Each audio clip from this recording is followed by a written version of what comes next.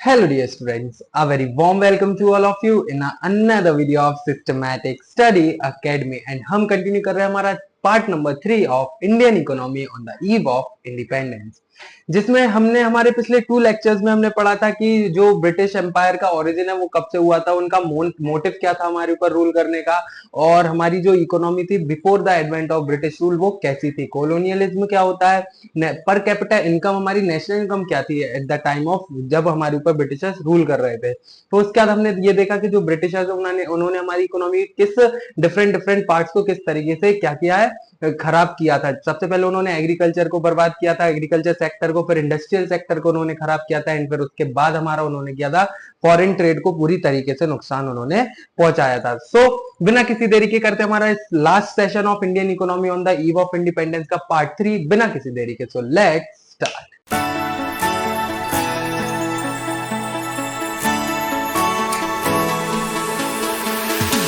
अब हमें डिस्कस क्या करना है, हमें डिस्कस करना है हमारा डेमोग्राफिक कंडीशन के बारे में कि जो डेमोग्राफिक कंडीशन हमारी थी at the time of British empire, British rule, हमारी डेमोग्राफिक कंडीशन किस तरह की थी। अगर हम डेमोग्राफिक कंडीशन की बात करें, डेमोग्राफिक वर्ड का मतलब बताएं तो डेमोग्राफिक का मतलब क्या होता है, हमारी जनसंख्या, और कंडीशन का मतलब एक स्थिति होता है। तो हमारी जनसंख्या की स्थिति क्या थी at the time of British rule, हमें उस चीज के बारे में डिस्कस करना है। तो जो हमारी डेमोग्राफिक कंडीशन थी ब्रिटिशर्स के टाइम पे, उन्होंने स्टैग्नेशन के और हमारा जो बैकवर्ड इंडियन इकोनॉमी थी उसके सारे फीचर्स क्या कर दिए थे, एग्जिबिट कर दिए थे। सबसे फर्स्ट जो सेंसस आया था, सेंसस का मतलब क्या होता है, सेंसस का मतलब ये देखो इधर लिखा हुआ है ना, सेंसस, सेंसस का मतलब होता है जनगणना। क्या होता है, सेंसस का मतलब होता है जनगणना। तो जो फर्स्ट ऑफिशियल जनगणना हुई थी वो कब हुई थी हमारी, वो कंडक्ट की गई थी 1881 में। बहुत ही इंपॉर्टेंट ईयर है, आपका पूछा भी जा सकता है। 1881 डेमोग्राफिक कंडीशन का जो फर्स्ट ऑफिशियल सेंसस आया था वो कब आया था। सेंसस का मतलब क्या होता है, लिख लो इधर, सेंसस का मतलब होता है जनगणना। जनगणना सबसे पहला सेंसस जो ऑफिशियल सेंसस आया था वो आया था 1881 में आया था। दो suffering from certain limitation, the census revealed unevenness in India's population growth from 1881 onward. Census operation was carried out after every 10 year. जो सेंसस का जो ऑपरेशन, जो जनगणना होती थी हर 10 साल में एक बार हुआ करने लगी। ठीक है, फिर 1921 में जो ईयर था, 1921 ईयर को हमने क्या दिया, नाम दिया year of the great divide. क्या दिया, बहुत ही इंपॉर्टेंट है, वेरी इंपॉर्टेंट। आप इधर इस क्वेश्चन को लिख सकते हो, डेमोग्राफिक कंडीशन को आप वेरी इंपॉर्टेंट इधर लिख सकते हो, क्योंकि क्वेश्चन एक 2-3 मार्क का क्वेश्चन स्पेशली आपसे इधर इस टॉपिक के ऊपर पूछा जा सकता है। What is the demographic condition at the time of British rule, during the British rule, ऐसा क्वेश्चन आपका आ सके। तो आपको ये दोनों पॉइंट्स, फर्स्ट ऑफिशियल सेंसस कब आया था एंड इसके साथ साथ जो 1921 को ईयर ऑफ ग्रेट डिवाइड बोला क्यों जाता है, इसके बारे में आपसे पूछा जा सकता है। तो ईयर ऑफ ग्रेट डिवाइड हम इसे बोलते क्यों है, क्योंकि देखो क्या लिखा हुआ है सबसे पहले, India was in first stage of demographic condition transition, the second stage of transition began after 1921, so the year 1921 is described as the year of great divide। जो हम ये समझ लो, अगर 1921 के पहले की पॉपुलेशन की बात करें तो 1921 के पहले पॉपुलेशन बहुत ही स्लो थी, लेकिन 1921 के बाद अगर हम बात करें तो एकदम से स्पीड अप हुआ हमारी पॉपुलेशन में, इसलिए इसको क्या बोला जाता है, ईयर ऑफ ग्रेट डिवाइड इधर हमारा बोला जाता है। अगर हम इसको कंक्लूजन करें इस टॉपिक को, तो इसमें क्या है, डेमोग्राफिक कंडीशन हमारे ब्रिटिश रूल के टाइम पे ऐसी थी कि जो हमारे स्टैग्नेंट और जो हमारे बैकवर्ड इंडियन इकोनॉमी के जो फीचर्स थे सारे एग्जिबिट कर दिए थे। जो हमारा फर्स्ट ऑफिशियल सेंसस आया था वो आया था हमारा 1881 में। और सेंसस का मतलब क्या होता है, सेंसस का मतलब होता है हमारा, सेंसस का मतलब जैसा कि मैंने वो जनगणना, जनगणना क्या होती है, जनगणना जो हमारी पॉपुलेशन से रिलेटेड होती है, जो 10 साल में एक बार कंडक्ट कराने जाई लगी।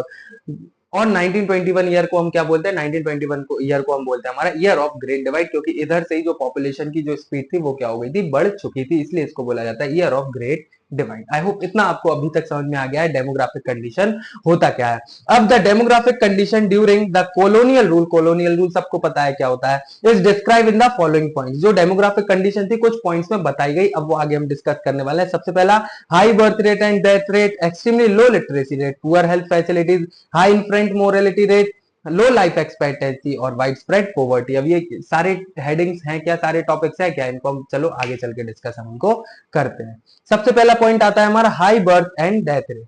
High birth rate and death rate का मतलब इधर क्या है, जब डेमोग्राफिक कंडीशन हमारी कैसी थी, ब्रिटिश रूल के टाइम पे लोग पैदा भी ज्यादा हुआ करते थे और मरते भी लोग बहुत थे। आप इस पैराग्राफ को आराम से पॉज करके वीडियो को रीड भी कर सकते हो और अच्छी डिटेल में एक्सप्लेनेशन के लिए, डिटेल में समझने के लिए। सेकंड पॉइंट क्या है, एक्सट्रीमली लो लिटरेसी रेट, थोड़ा ब्लर सा दिख रहा होगा, थोड़ा लाइट सा दिख रहा होगा, कोई दिक्कत नहीं, मैं आपको बोलता तो जा रहा हूँ। Extremely low literacy rate, extremely low literacy का, लिटरेसी का मतलब क्या होता है, लिटरेट लोग जिसको हम पढ़े लिखे लोग बोलते हैं, तो उस टाइम पे बहुत ही कम पढ़े हुए लोग हुआ करते, तो जो लिटरेसी रेट था वो क्या था, बहुत ही लो था। पुअर हेल्थ फैसिलिटीज, इनको ये आपको हेडिंग्स में लर्न होना चाहिए, फिर तो आपको खुद से लिख ही सकते हो। तो इनकी हेडिंग्स डेमोग्राफिक कंडीशन के रीजंस क्या थे, क्या कंडीशन थी, हम इन सेवरल पॉइंट्स को आपको लर्न तो होना ही चाहिए, फिर उसके बारे में तो आप आगे एग्जाम में लिख ही सकते हो, है ना।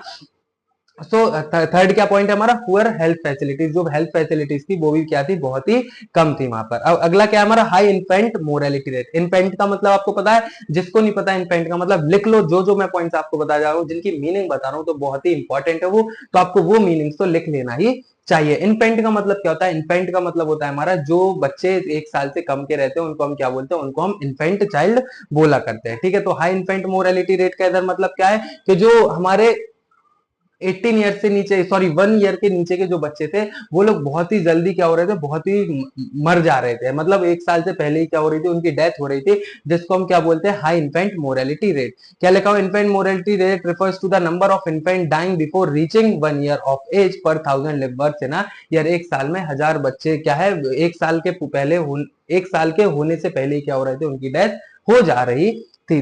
पांचवा क्या है हमारा, लो लाइफ एक्सपेक्टेंसी। लो लाइफ एक्सपेक्टेंसी का मतलब इधर क्या है हमारा, कि जो लोग बाग थे ज्यादा से ज्यादा कितने साल तक जी रहे थे, 44 ईयर तक वो लोग जी रहे थे, इससे ज्यादा ज्यादातर लोग नहीं जी पाए थे, क्योंकि इतनी हेल्थ फैसिलिटीज भी वहां नहीं थी। 40-45 साल के होते ही उनकी बीमारियां आ जाती थी, तो उसके हेल्थ फैसिलिटीज ना होने के कारण उनकी डेथ हो जाती थी जल्दी। फिर क्या है हमारा, वाइड स्प्रेड पोवर्टी, और पोवर्टी मतलब क्या होता है, गरीबी जो हर जगह फैली हुई थी।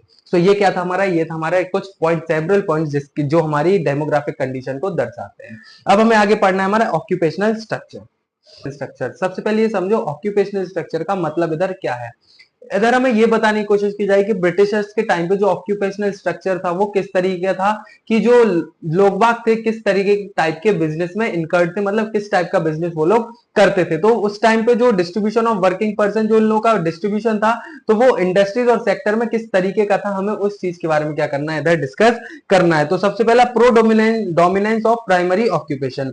प्रोडोमिनेंस ऑफ प्राइमरी ऑक्यूपेशन का मतलब क्या है, ज्यादातर 75% के आसपास लोग किसमें किसमें इनकर्ड थे, किसमें काम करते थे, एग्रीकल्चर में काम करते थे, और मोस्टली रिमेनिंग 25% जो है वो लोग किसमें, सर्विस सेक्टर में काम करते थे। एक बार और सुन लो, जो एग्रीकल्चर सेक्टर में थे मोर देन या नियरली 75% लोग क्या थे, एग्रीकल्चर सेक्टर में इन्वॉल्व थे, वहीं जो 25% लोग बचे हुए थे वो किसमें इन्वॉल्व थे, वो लोग थे सर्विस सेक्टर्स में, है ना। और रीजनल अगर वेरिएशन की हम बात करें तो जैसे स्टेट्स है Tamil Nadu, Andhra Pradesh, Kerala, Karnataka, Maharashtra, West Bengal witnessed a decline in dependence of workforce on the agriculture with the commensurate increase in manufacturing and service sector।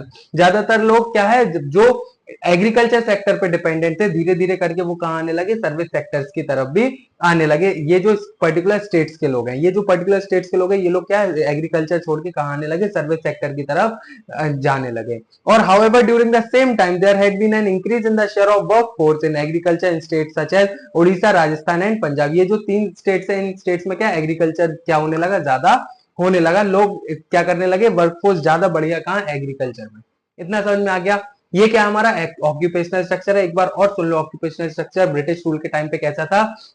ये जो ऊपर स्टेट्स हैं, तमिलनाडु, आंध्र प्रदेश, केरला, ये सारी स्टेट्स में जो एग्रीकल्चर मोस्टली 75% होता था, कितना होता था, मोस्टली 75% या 25% जो ज्यादा होता था, वो क्या होने लगा, डिक्लाइन कम होने लगा, और ज्यादातर लोग सर्विस सेक्टर की तरफ क्या होने लगे, आगे बढ़ने लगे। और इसी के साथ साथ जो जैसे उड़ीसा, राजस्थान, पंजाब जैसी स्टेट थी, वहां पे एग्रीकल्चर क्या होने लगा, बढ़ने लगा। और अगर हम प्रोडोमिनेंस ऑफ प्राइमरी ऑक्यूपेशन की बात करें तो मोर देन 75% लोग क्या करने लगे, 75% लोग एग्रीकल्चर पे डिपेंड थे, एंड 25% लोग किस पे, सर्विस सेक्टर पे थे। आई होप इतना आपको ऑक्यूपेशनल स्ट्रक्चर अच्छे से समझ में आ गया होगा। अब हम बात कर लेते हैं हमारा इंफ्रास्ट्रक्चर, जो ब्रिटिशर्स के टाइम पे इंफ्रास्ट्रक्चर कैसा था। तो ब्रिटिशर्स ने हमें बहुत सारी इंफ्रास्ट्रक्चर फैसिलिटीज दी है, भले ही उनका मोटिव हमें हमें हमें उनका मोटिव ये नहीं था कि हमें प्रॉफिट मिले या फिर उनके बेनिफिट्स हम उठाएं, उनका सीधा मोटिव ये था कि वो लोग हमारे इंडिया से लेके जितने भी प्रोडक्ट, रॉ मटेरियल उनको क्या कर सके, सप्लाई कर सके, कहां पर, ब्रिटेन में, उनको एक्सपोर्ट कर सके। अपने ही बेनिफिट्स के लिए उन्होंने क्या किया, अपने ही बेनिफिट्स के लिए उन्होंने बहुत सारी सेवरल चीजें वो लोग क्या लेके आए, इंफ्रास्ट्रक्चर फैसिलिटीज हमारे लिए